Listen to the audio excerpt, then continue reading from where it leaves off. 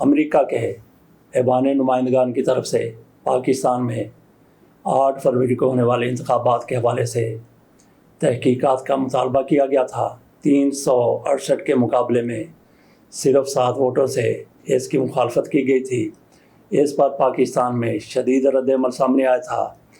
اس قرارداد کو عمران خان کے حق میں قرارداد سمجھا گیا اور اس کے بعد پھر اقوام متحدہ کے ورکنگ گروپ کی طرف سے بھی کہا گیا کہ عمران خان کی گرفتاری غیر قانونی ہے، ان کو رہا کیا جائے۔ اس میں انہوں نے 17 صفحات پر اپنے ریمارکس دیے تھے، اپنی سفارشات دی تھیں، اپنا مدعا بیان کیا تھا۔ اس کے بعد اقوام متحدہ کے سیکرٹری گوتریس کی طرف سے کہا گیا کہ عمران خان کے حوالے سے مثبت تبدیلی چاہتے ہیں۔ یہ 3 چیزیں ہوں گی جو عمران خان کے حق میں عالمی سطح پر آئی ہیں۔ اب یہ سنا جا رہا ہے کہ عمران خان کے حق میں برطانیہ سے بھی قرارداد آئے گی، یورپی یونین سے بھی قرارداد آئے گی، کئی دیگر ممالک بھی عمران خان کے حق میں آواز بلند کر سکتے ہیں۔ ادھر عمران خان کے خلاف پنجاب حکومت کی طرف سے غداری کا مقدمہ درج کرنے کی سفارش کی گئی ہے۔ پنجاب حکومت کی طرف سے، پنجاب کابینہ کی طرف سے، جس کی صدارت محترمہ مریم نواز شریف صاحبہ کی طرف سے کی گئی، جو لیول پلینگ فیلڈ کی بات کرتے ہیں۔ عمران خان پر غداری کا مقدمہ درج کرنے کے حوالے سے سفارشات کی گئی ہیں۔ ایک سفارش اور بھی کر دی جائے، کیونکہ عمران خان کی طرف سے کہا گیا ہے کہ یہ بہت بڑی قرارداد ہے جو ایوان نمائندگان کی طرف سے منظور کی گئی ہے۔ اس کی پاکستان نے شدید مخالفت کی ہے، بلکہ پاکستان کی طرف سے وزیر قانون کی طرف سے تو اقوام متحدہ کے ورکنگ گروپ پر بھی تنقید کی گئی ہے، اور ہر تیسرا بندہ حکومتی یہی کہہ رہا ہے کہ یہ پاکستان کے اندرونی معاملات میں مداخلت ہے۔ اگر مداخلت ہے تو اس میں تحریک انصاف کی طرف سے پوری لابنگ کی گئی ہے، تو ان پر ایک اور مقدمہ عمران خان پر، ان کی پارٹی پر جن لوگوں نے لابنگ کی ان پر درج کروا دیا جائے۔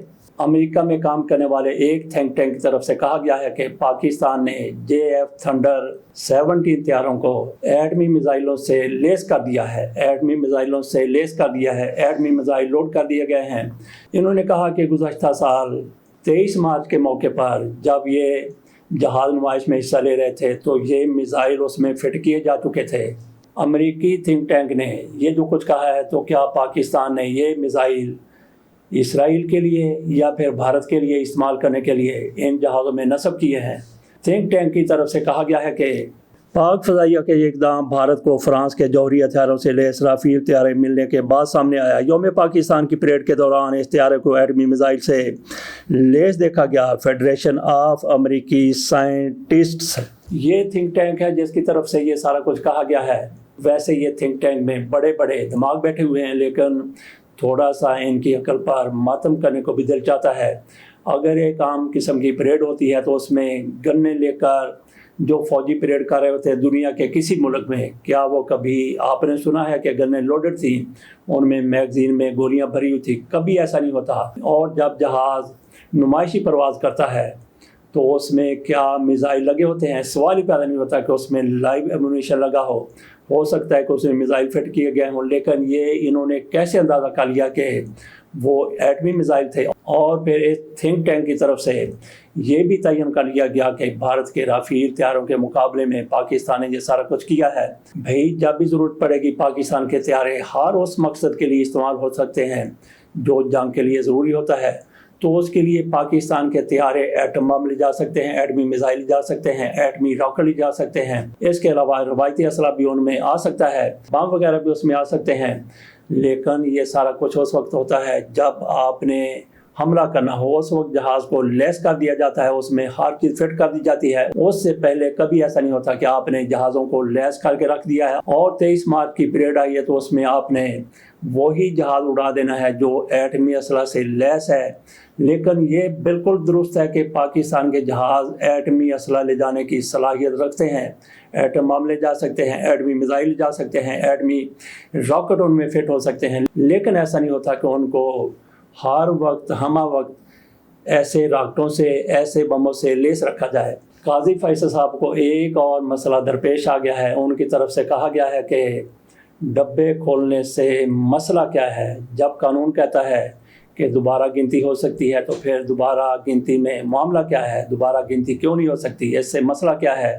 دوبارہ اگر ڈبے کھل جائیں تو قاضی فیصل صاحب سے زیادہ میرا نہیں خیال کہ کوئی اور جانتا ہوگا کہ دوبارہ ڈبے کھلوانے کا آج کل مقصد کیا ہے۔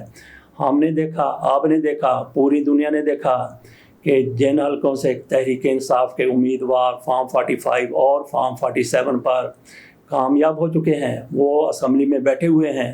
دوبارہ گنتی وہاں پہ کروائی گئی تو کہیں پہ پہلے مسترد ووٹوں کی تعداد چند سو تھی، کسی میں 5000، کسی میں 10,000 اور ایک حلقے میں تو 15,000 ووٹ تحریک انصاف کے امیدوار کو جو ڈالے گئے تھے ان کو مسترد کر کے مسلم لیگ نون کے امیدوار کو کئی ہزار ووٹوں سے جتوا دیا گیا۔ تو قاضی فیصل صاحب، آپ سے زیادہ کون جانتا ہے کہ یہ دوبارہ ڈبے صرف اسی لیے کھلوائے جا رہے ہیں۔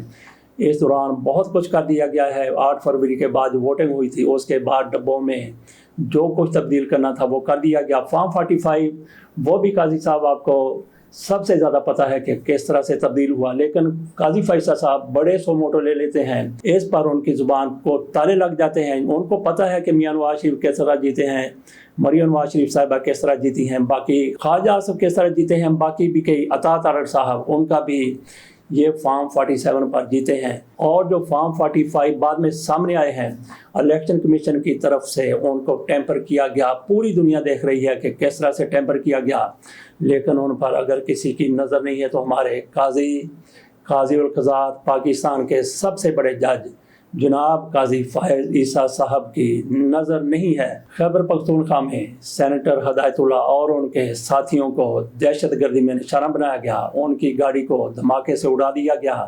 تو کیا اس حملے کو جواز بنا کر عزم استحکام آپریشن کا آغاز کیا جائے گا؟ میرا نہیں خیال کہ عزم استحکام آپریشن کے اس حوالے سے کوئی ضرورت ہے، کیونکہ پہلے ہی ہماری افواج فیلڈ میں ہیں، تھوڑا سا مزید متحرک ہونے کی ضرورت ہے۔ اس کے ساتھ ساتھ ہم نے کئی بار کہا ہے کہ پاکستان میں سب سے زیادہ دہشت گردی بڑھانے میں کردار سہولت کاروں کا ہے۔ جب تک آپ سہولت کاروں کو کڑے شکنجے میں نہیں لائیں گے، دہشت گردی کا خاتمہ بہت مشکل ہے۔ ہدایت اللہ کو، ان کے ساتھیوں کو شہید کر دیا گیا، مار دیا گیا، دہشت گردی کا نشانہ بنایا گیا۔ دہشت گرد کہاں سے آئے؟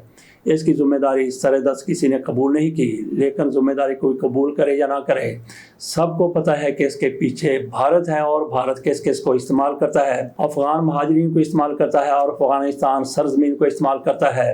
اس حوالے سے پاکستان کو کچھ کرنے کی ضرورت ہے۔ عزم استحکام کی طرف جائیں، ضرور جائیں، لیکن اتفاق رائے کے بعد ایسا آپریشن شروع کریں۔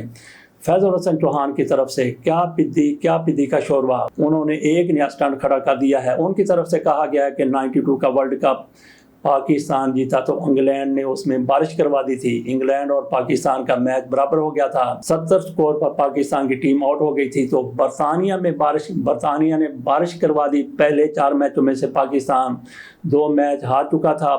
برطانیہ نے یہ سکور تو 10 اوور میں کر لینا تھا، لیکن وہاں پہ بارش کروا دی گئی، پاکستان اور برطانیہ کے برابر پوائنٹ ہو گئے، پاکستان کو آگے جانے کا موقع مل گیا اور پاکستان ورلڈ کپ جیت گیا۔ تو یہ فیاض الحسن چوہان صاحب کہتے ہیں، کسی نے اس پر ریمارک دیے ہیں، کسی نے اس پر کمنٹ کیا ہے کہ اندھے کو اندھیرے میں بڑی دور کی سوجھی۔ فیاض الحسن چوہان صاحب بڑی بات کر رہے ہیں، چھوٹا سا ان کا منہ ہے اور اس سے چھوٹی ان کی عقل ہے اور اس سے چھوٹی بھی ان کی سمجھ بوجھ ہے، تو بات بہت بڑی کر رہے ہیں۔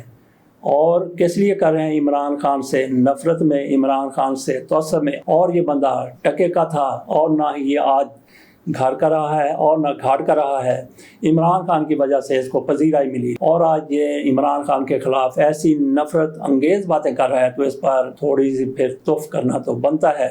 تو باقی میرا نہیں خیال کہ اس پر کسی قسم کا تبصرہ کیا جائے، کیونکہ دنیا جانتی ہے کہ پاکستان ورلڈ کپ کس طرح سے جیتا تھا۔ اس طرح کے لوگوں کو لانچ کیا گیا ہے، دوبارہ سے پھر پلان کیا جا رہا ہے۔ ایک یہ ہوگا اور دوسرے کلبوز چودھری، وہ بھی اسی طرح کی باتیں کر رہے ہیں۔ اس کے ساتھ اجازت دیجیے، اور ان لوگوں پر کیا کہا جائے۔ اللہ حافظ۔